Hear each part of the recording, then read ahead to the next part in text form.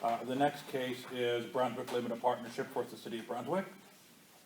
Each party will have 15 minutes to present their arguments. The appellant may reserve up to 5 minutes for rebuttal. How long would you like to reserve, counsel? 2 minutes, please, Your Honor. 2 minutes, certainly. I will attempt to give you notice at about 1 minute left in your initial time, so you're aware of that. Appreciate it. The arguments are being recorded. When you present your argument, please introduce yourself. Please make sure you stay behind the podium because we're video recording. If you move around, we lose you. And that also causes to lose your voice a little bit, so please speak up when you're at the podium so the voice can pick you up. And then you'll be able to see these on YouTube if you wish to do so. You should not use the name of any children or minors as victims, although I don't think we have any of that in this particular case, but always give that one just in case we're missing anything like that. If you would, identify people by initials or by a title such as child or victim or something of that nature. Read your briefs and are ready to proceed whenever you are. Good afternoon. May it please the court, my name is Lisa Mack. I represent the City of Brunswick. The city's argument consists of 2 assignments of error. The first is concerned with subject matter jurisdiction, and the second with the merits of this case. This court's review of subject matter jurisdiction is de novo, and a finding that the court lacked subject matter jurisdiction renders that court's rulings void ab initio. De novo review requires independent review of the trial court's decision without any deference to the trial court's determination. The requirements for perfecting a 2506 appeal are set forth in Ohio Revised Code sections 2505.04 and 2505.07. 2505.04 provides an appeal is perfected when a written notice of appeal is filed in the case of an appeal of a final order, judgment, or decree of a court in accordance with the rules of appellate procedure or the rules of practice of the Supreme Court, or in the case of an administrative related appeal with the administrative officer, agency, board, department, tribunal, commission, or other instrumentality involved. 2505.07 provides, after the entry of a final order of an administrative agency, board, department, tribunal, commission, or other instrumentality, the period of time within which appeal shall be perfected, unless otherwise provided by law, is 30 days. It is well settled law that the filing of a notice of appeal is essential in order to vest the Court of Common Pleas with jurisdiction, and that failure to properly perfect an appeal may not be waived. This is because the right to appeal is conferred by statute. As stated by the Ohio Supreme Court, we have held repeatedly that when the right to appeal is conferred by statute, an appeal can be perfected only in the manner prescribed by the applicable statute. Section 2505.07 states that perfection of an appeal must occur within 30 days of the entry of a final order. It is not disputed that the Brunswick Board of Zoning Appeals entered its final order by filing a resolution of its decision in the official records of the Board of Zoning Appeals on August 15, 2022. The act of entry of the final order, having been recorded in writing, is easily discernible and final, and requires no resort to methods of calculation of time outside the act itself. How do you square that with our cases? It has said it's the mailing of we start from the mailing of the order rather than the entry on the docket if there's a BZA type hearing or administrative hearing. Yes, Your Honor. I will discuss that later in my argument. Those cases turn on the court protecting the right to due process. They are distinguishable from the facts of this case. In this case, at the hearing that was held, was there anything given directly to the appellant, in this case, the limited partnership, saying we made a decision, here's a copy of it, let us give that to you at the hearing? A physical copy was not transmitted at the hearing.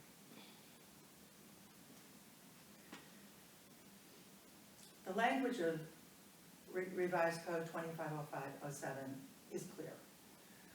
Where the language of a statute is clear and unambiguous, it is the duty of the court to enforce the statute as written, making neither additions to the statute nor subtractions therefrom. There's no requirement set forth in 250507 for a notice to be mailed to the applicant. As stated in Chapman versus Housing Appeals Board, literal compliance with appeal provisions must be observed, or the reviewing court will be without jurisdiction to entertain that appeal. As also stated in Chapman, these provisions are mandatory, and a court does not have the authority to adopt a substantial compliance test and/or a mailbox depository rule as to the filing of an administrative appeal. The idea of substantial compliance has been repeatedly rejected in the 9th District. Perfecting an administrative appeal thus requires literal compliance with the applicable provisions for perfecting an appeal. Literal compliance does not mean filing an appeal, a notice of appeal with the Court of Common Pleas. The Chapman case tells us that. The Chapman court stated that 2505.04 requires that written notice of appeal is filed with the board itself. That was not done in this case. Here, the appellee is arguing substantial compliance.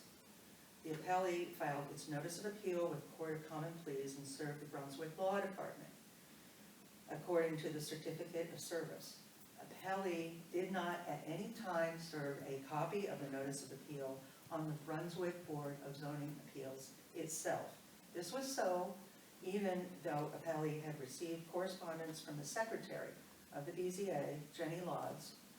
Appellee knew to whose attention to file the notice of appeal and simply did not do so. The notice of appeal was instead sent to the attention of the legal department, and that is where it was delivered. The proof of service says legal department. As I recall from the record, the certificate of mailing receipt indicates a mail to the city of Brunswick at the same address as the Board of Zoning Appeals. Is that correct? That is correct. Should we look to that, where it was actually mailed, since we know that, or should we look to what the proof of service said? The proof of service and... The certificate of service on the filing. As I recall, the certificate of service reads, sent to the law department, but the actual receipt, if you will, on the certified mail says mail to City of Brunswick. So there was a discrepancy on where they wanted it mailed. Oh, on the certificate, the return of service? Right. Yes. I don't think that makes a difference here. It was not sent to the Board of Zoning Appeals. It was received by the City of Brunswick. It was transmitted to the legal department, and it was marked received there. The clerk stamped it on the date that she received it. Someone at the city, the legal department stamped it? Yes, the legal department stamped it. There's an affidavit from the clerk to that effect in the record. And was the I know that Ms. Lodes or the person from the BZA, her affidavit was unclear if she got it on the 19th or 20th. Was the affidavit from the law department clear on what day they delivered it to her? Yes, Your Honor, it was clear. It was on the 19th. Okay, so the legal department folks said we delivered it to Ms. Lodes on the 19th. So internally, legal department said we got it on the 19th, we gave it to BZA on the 19th. No. Okay. No, there is a discrepancy as to the date that it was transmitted to and received by the Secretary of the Board of Zoning Appeals. It was either the 19th or the 20th. Oh, and that's her affidavit. Does whoever filed an affidavit from the legal department, they're not sure what day I take it they gave it to her, is that fair?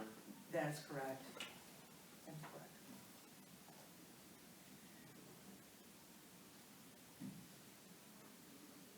Now, keep in mind, the 9th District Court of Appeals has held that service of a notice of appeal upon legal counsel for the Board of Zoning Appeals is not sufficient to satisfy the filing requirements for perfecting an appeal under 250504.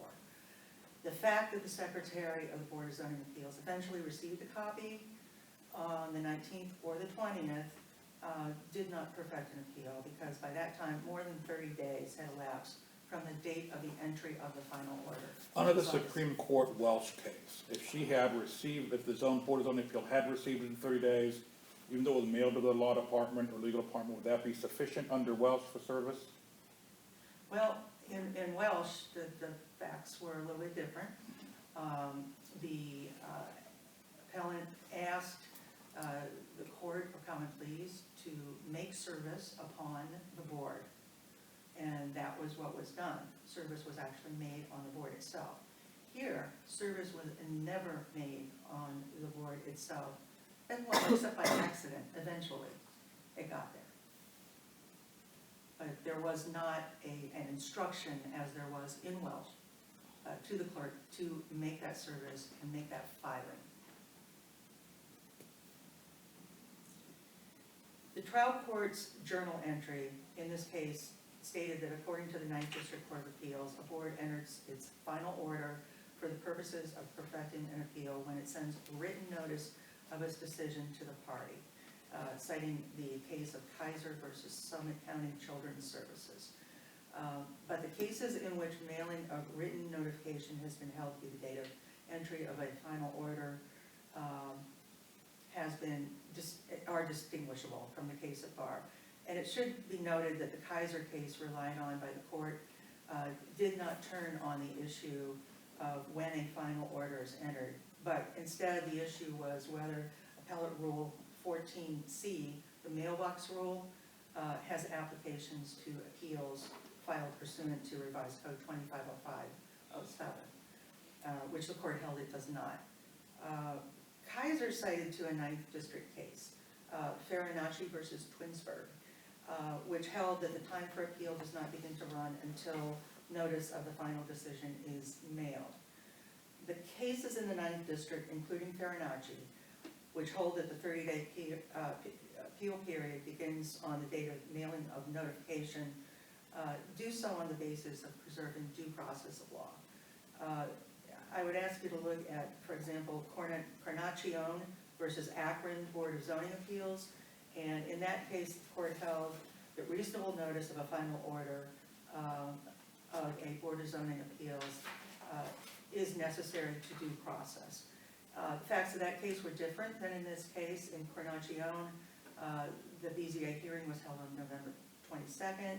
The BZA did not approve the minutes of that meeting until December 13th, and sometime after January 18th, the applicant received notice that there had been a decision and received a copy of those minutes, and then filed a notice of appeal on February 16th.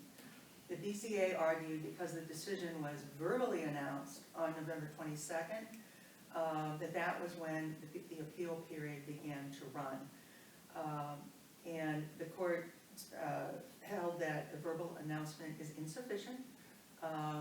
It must be in writing. And then the court went on to state that the time within which to perfect an appeal under Chapter 2505 cannot run until a copy of the final decision is mailed to the interested party. I have 1 minute left in your initial time. Okay.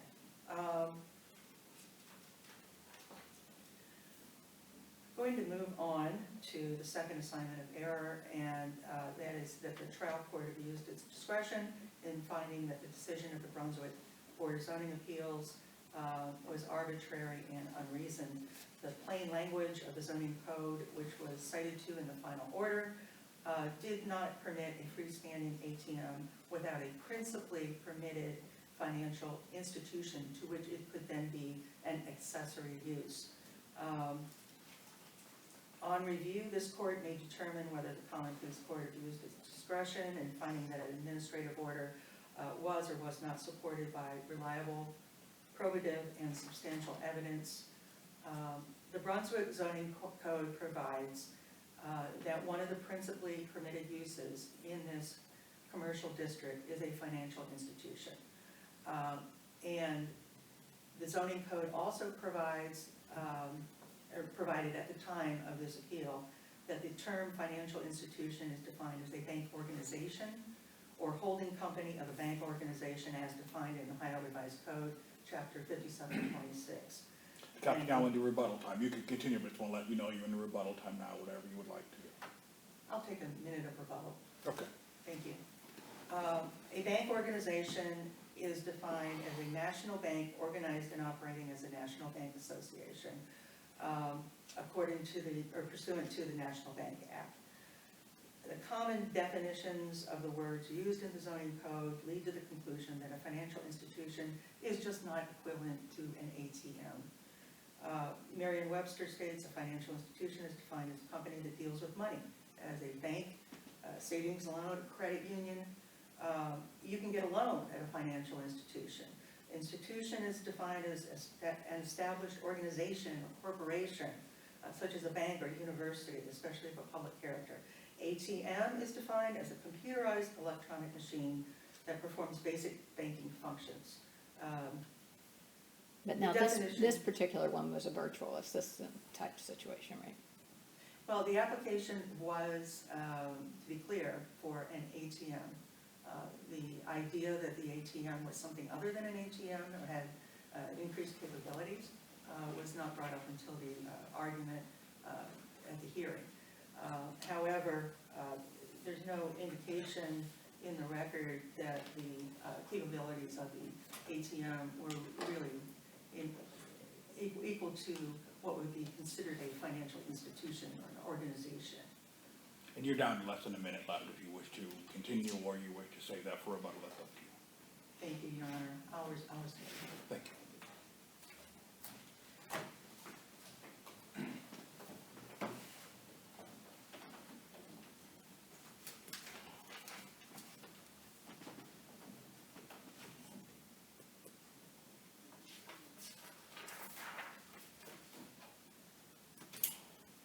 Good afternoon, Your Honors. May it please the Court. My name is Nick Oleski. I'm here on behalf of the Appellee Brunswick Limited Partnership. I'm here with my colleague, Adam Glassman. Your Honors, the trial court's decision should be affirmed. My client, BLP, owns a large shopping center in the city of Brunswick. It wanted to construct an interactive teller machine, an ITM, in that shopping center. As the administrative record establishes, an ITM can do almost everything that a brick and mortar bank, a brick and mortar financial institution can do. It's not an ATM, it does something more than an ATM. What was your application for an ATM? The application does refer to an ATM, but both the plans that we submitted with our initial permit show that we were seeking, or show that the ITM would do, or the ATM would do more than just what typical ATM would do. And we raised this argument at the BZA hearing. And there was no argument or dispute that this was somehow improperly raised or that this was not part of our application. So I think it was clearly established in the administrative record that we were seeking a permit for something more than an ATM. Would an ATM be prohibited by the zoning resolution? Well, I'm not sure. I don't think that I don't think an ATM would be either, because the zoning regulation permitted principally permitted use is for financial institutions. Financial institution is defined. That's the only word in the ordinance is financial institution. The ordinance defined a financial institution by reference to the Ohio Revised Code's definition of a financial institution, and the financial institution is defined pretty broadly under the Revised Code, even under the dictionary definitions that my friend relies on. Financial institution is defined broadly. I don't think it would be clear that an ATM would be prohibited by the zoning regulations, by the language in the code. And in fact, as I think your honors know, the city amended their zoning ordinance after this appeal in order to specifically exclude ATMs and ITMs from the definition of financial institution.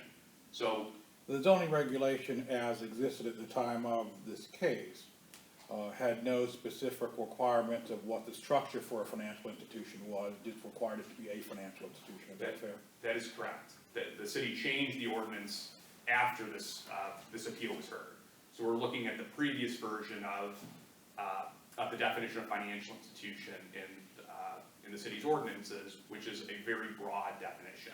Is your position that it is unambiguous and this is permitted, or are you saying it's ambiguous and because it's ambiguous it should be construed against the city?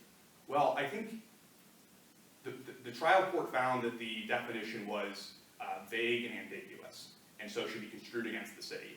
And I think either way, whether it's vague and ambiguous or whether the definition is clear, I think either way you get the same result, which is that an ITM or even an ATM is a permitted use, that those are financial institutions within the definition of the zoning ordinances. I don't think the trial court lost its way in finding that the ordinance was vague and ambiguous, and I certainly don't think that the trial court abused its discretion in making that finding and finding that the BZA, that the BZA's decision was unreasonable. And the trial court found that the BZA's decision was unreasonable because the BZA's reasoning for denying my client's permit was based on facts outside of the zoning ordinances. One of the BZA members said, well, we don't do this here, referencing a drive-through ATM or ITM. And that's what the trial court heavily relied on in finding that the BZA's decision was arbitrary, because it wasn't founded in the written ordinances that the BZA, that the city of Brunswick issued. And again, I certainly don't think that's an abuse of discretion for the trial judge to have made that decision. I want to turn to the subject matter jurisdiction argument that my friend spent almost all of her time on appeal arguing about. And ultimately, Judge Stevenson, as you pointed out, this district's case law is crystal clear that the time for perfecting an administrative appeal begins to run when the agency mails a written copy of, or written notice of the decision to the affected party. And there's no dispute that in this case, the BZA mailed a copy of its decision or notice of the decision on August 20th, 2022. And if that's the date, and we filed our appeal in the Common Pleas Court on September 14th, and we filed, and a copy of the notice of appeal was given to the city of Brunswick on September 19th, 2022, within that 30-day window. For this court to find in favor of the city, this court would have to overrule its cases in Cornacchio, in Farinacci. They have to overrule almost 40 years of precedent. Well, would we have to overrule it, because the point is, also one of the points is not just that the time for appeal starts to run upon the mailing, but our case law also says it has to be to the actual BZA. Well, it's true that is correct, that the notice of appeal has to be filed with the agency. But in this case, and ultimately this is an attack on subject matter jurisdiction, my friends on the other side, they bear that burden. They had the burden to show the trial judge that this appeal was untimely filed. And the evidence is at best ambiguous about when the BZA received a copy of the notice of appeal. And I think it's probably intentionally so, to be honest with you, is that the evidence established that the notice of appeal is stamped, received on September 19th, 2022. That's in the record. And if the notice of appeal was filed on September 19th, it's timely. That when you say it's stamped, it's clearly stamped by the legal department or law department on the 19th. Is that fair?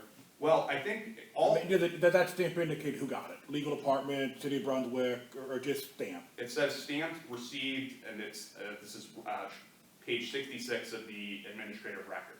It says stamped, received. I think the affidavits that were submitted with the city's motion to dismiss indicated that the law department received this notice on September 19th, and then the secretary of the BZA, Jenny Lodes, submitted an affidavit saying, I received this from the law department either on the 19th or the 20th. And the law department isn't clear on what date they gave it to her, is that fair? I don't think there's anything in the record about, other than Ms. Lode's statement that she received it either on the 19th or the 20th. And ultimately, this is an issue where they bear the burden. And again, this is the evidence that they submitted, and I don't think the Judge Collier lost his way in determining that we timely filed this notice of appeal with the BZA. So your position is, it doesn't matter how it got to the BZA, as long as it was received within the 30 days? That's exactly right. So somebody could have picked up a letter and taken it to the BZA that had no connection with the case or anything and just dropped it off? Yes. That's well, I And think that's it's, causing it to be filed with the BZA? so I think it's true that if, you know, if I'm filing an appeal to this court, for example, I don't think that as the attorney, I physically need to go to the Medina County Common Pleas Court and hand a copy of the notice of appeal to the clerk. I can submit it through FedEx. I can otherwise, you know, have one of my law clerks deliver a copy of the notice of appeal to the Medina County to the Medina County Police Court in order to timely perfect my appeal. It doesn't matter, you know, who or how the notice of appeal is submitted to the trial court or the agency from which the appeal is taken. All that matters is whether that's right. I cut you No, off no, there. I'm cutting you off, go ahead. All that matters is that the notice was filed, and there's no dispute in this case that Ms. Lowe's received the notice of appeal and that she's put it into the BZA record, the BZA case number. Okay, so your position is the appellant doesn't have to be an instrumentality of the delivery. You could deliver it to the wrong person, and as long as the wrong person gave it to the BZA in a timely manner, it doesn't matter. I think that's right. Because ultimately, the notice of appeal is in the administrative record. We know that. It's transcript page 66 of the administrative record. This isn't a case where we set the notice to. Again, I think what's also important is that the BZA it doesn't have a separate mailing address or a separate physical location than the City of Brunswick Law Department. They are located in the same building. So But it's it not- wasn't addressed to the BZA. It was addressed to the City of Brunswick. Well, your proof, as I recall, your proof of service on the notice of appeal said, serve it upon the law department, legal department, and then the actual printed little card you have with the certified mail said City of Brunswick. Is that That's right. fair? I think that's fair. Okay. So the intent was presumably from your proof of service to send it to the law department. That is what the proof of service says. That is correct. And that at least is not in keeping with some of our cases where it says you can't serve on the legal department, you're supposed to serve on the actual agency itself. That's correct, but again, ultimately, the notice was filed with the BZA. And I think that's what matters under the statute, it's what matters under this court's case law.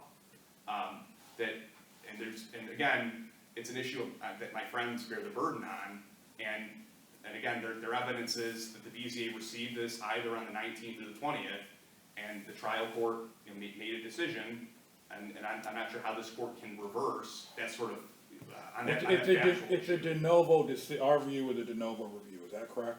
Your review on whether the trial court had subject matter jurisdiction is de novo. I think to some extent the trial judge made a factual finding though about when the notice was filed or given to the BZA, and I think you have, even on de novo review, you have to give deference to the trial judge's factual findings. The trial court didn't have any hearings or anything in this particular case, he just based it upon the written affidavits, is that fair? That is correct, but the judge took evidence by way of affidavit and made ultimately a factual decision, because he had to make a factual decision. That the appeal period started running on August 20th, and the trial judge had to make a factual decision based on the conflict in the evidence submitted by the appellant, by the city, about whether the notice was served on the BZA on the 19th or the 20th. And the trial judge ultimately concluded that the notice was timely filed. And I think you have to give that factual finding some deference. Or ultimately, if you think that the evidence is unclear, then the case should be remanded so that the trial judge could have an evidentiary hearing where I get the opportunity to cross-examine Ms. Lowe's and members of the law department. But regardless, the burden is on the city, in your view, to prove it ought to be dismissed. Yes, they filed the motion, they bear the burden to show that the trial court lacks subject matter jurisdiction. And whether this court's review is completely de novo, or whether the court's giving some deference to the trial judge's factual findings, at every issue, the city bears the burden. And I don't think they can overcome that burden with sort of the wishy-washy evidence that they submitted to the trial judge, about when the notice was actually submitted to the BZA. And I think you indicated this, but does the BZA have any separate mailing address on any of the paperwork they have, or any of their letterhead, or anything else that tells you where to mail things to them? No, in fact, the letterhead for the BCA has the exact same address as the City of Brunswick Law Department. It's I don't have the 4095 Center Road, Brunswick, Ohio. And you can look at the letter that we received from Ms. Loads, dated August 16th, which she mailed on August 20th, and the address for that's on the BZA letterhead is 4095 Center Road. You have 1 minute left, Councilor. So ultimately, the subject matter jurisdiction issue, I think this court has to find that the appeal period started running on August 20th when Ms. Loads mailed a copy of the order or notice of the decision to us. This court would have to overrule 40 years of precedent to conclude that the date starts running sometime earlier. And I would point the court to the 10th District's decision in DHSC, which is cited in the city's brief. That's 2012 Ohio 1014, paragraph 17 of that decision, where the 10th District says, well, the only dispute among the Ohio appellate courts is either the appeal period starts running when notice is mailed or when notice is received. This district comes down on when notice was mailed, and notice was mailed on August 20th. And then factually, the trial judge made the decision that the BZA received the notice on September 19th within that 30-day window. And Councilor, your time's up if you would briefly conclude. So ultimately, the trial judge had subject matter jurisdiction, and the trial judge did not abuse his discretion in concluding that the BZA's decision denying my client's permit application was arbitrary. We ask this court to affirm. Thank you.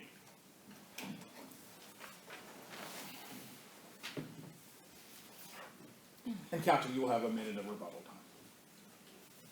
time. May it please the court, 250504 requires filing a notice of appeal with the board involved, with the actual body. Filing implies some intention. The notice of appeal here was simply not addressed to the Board of Zoning Appeals.